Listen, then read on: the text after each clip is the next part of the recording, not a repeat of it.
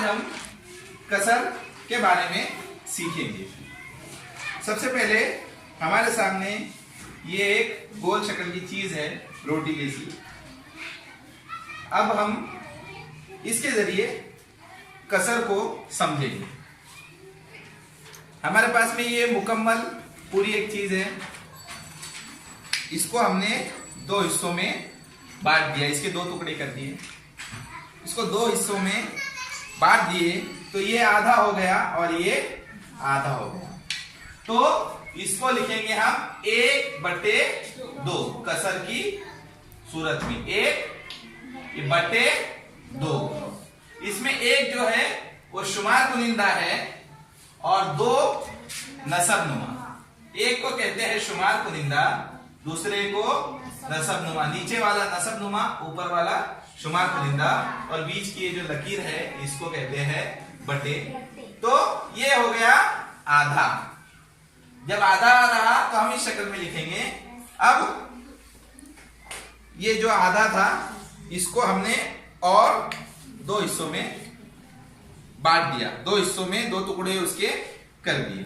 2 टुकड़े इसके करने के बाद में ये जो एक चीज का चौथा टुकड़ा है, यानी चौथा हिस्सा, एक पूरी मुकम्मल चीज थी उसको हमने आधा आधा किया। उसके बाद में आधे को हमने और अलग करके आधा किया। तो ये उस चीज का चौथा हिस्सा है, यानी ये कितना टुकड़ा है? ये पाव। कितना? ये पाव। उसको हम कसर की सूरत में लिखेंगे 1/4, यानी एक मुकम्मल चीज का चौथा हिस्सा या चौथा टुकड़ा। इस तरह से ये हमारे पास में हो गया है पाव, और ये आधा। जब आधा और ये पाव जब ये दोनों मिलेंगे, यानी 3 टुकड़े बन गए हमारा। ये एक टुकड़ा छोटा, ये एक टुकड़ा, ये एक टुकड़ा। इस तरह से हमारे ये 3 टुकड़े हो गए। एक चीज में से 3 टुकड़े मिल गए, यानी 4 टुकड़ों में से 3 टुकड़े।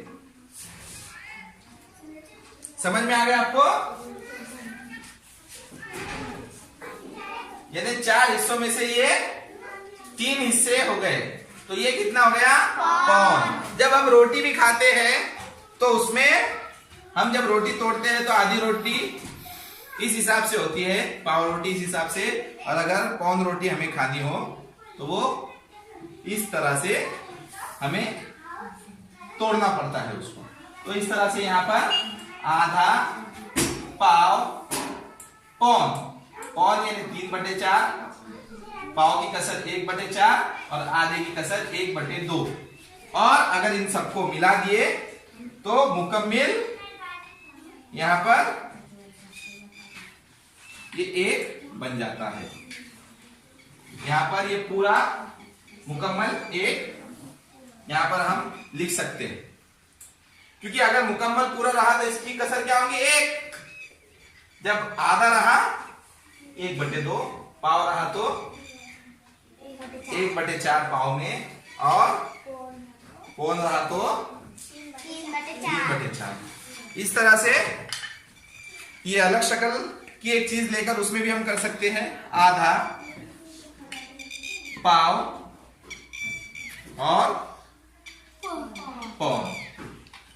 उसके बाद में एक मुरब्बानुमा शक्ल है, इसके हमने 2 हिस्से कर दिए। आधा, पाव और पौन। ये कितना हो गया? पौन, यानी 3/4। 1/2, 1/4। Very good. तो इस तरह से हम अलग अलग चीजों से कसर को समझ सकते हैं। हमारे घर में जो हम रोटी खाते हैं, रोटी को भी हम जो है तो इस तरीके से टुकड़े करके उसकी कसर बना सकते हैं।